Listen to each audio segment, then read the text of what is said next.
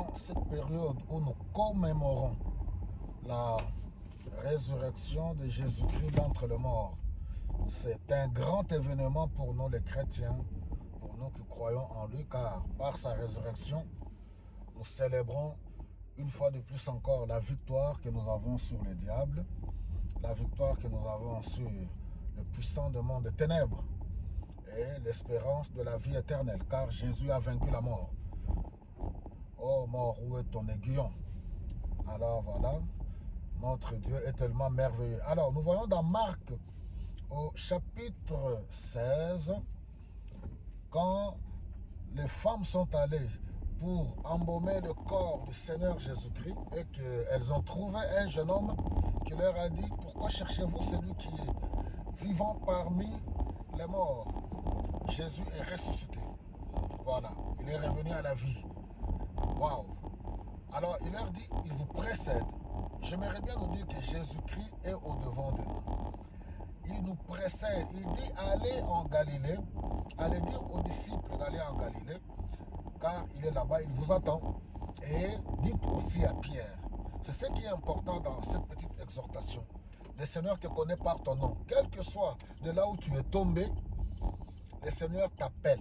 Il te connaît et dit toi aussi. Il ne rejette personne.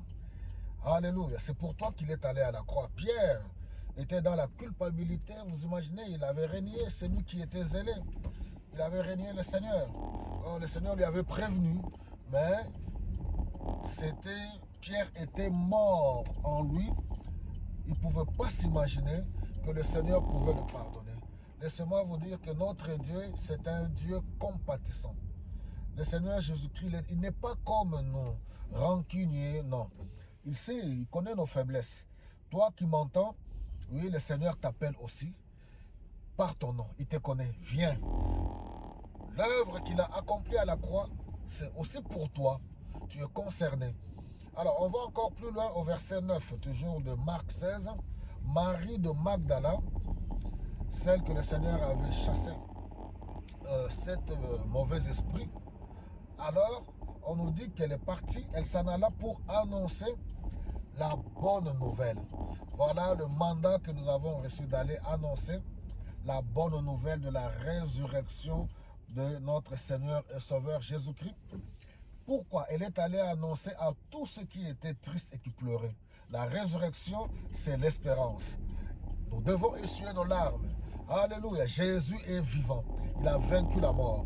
Toi qui pleures, toi qui es triste, la bonne nouvelle est que Jésus-Christ est ressuscité.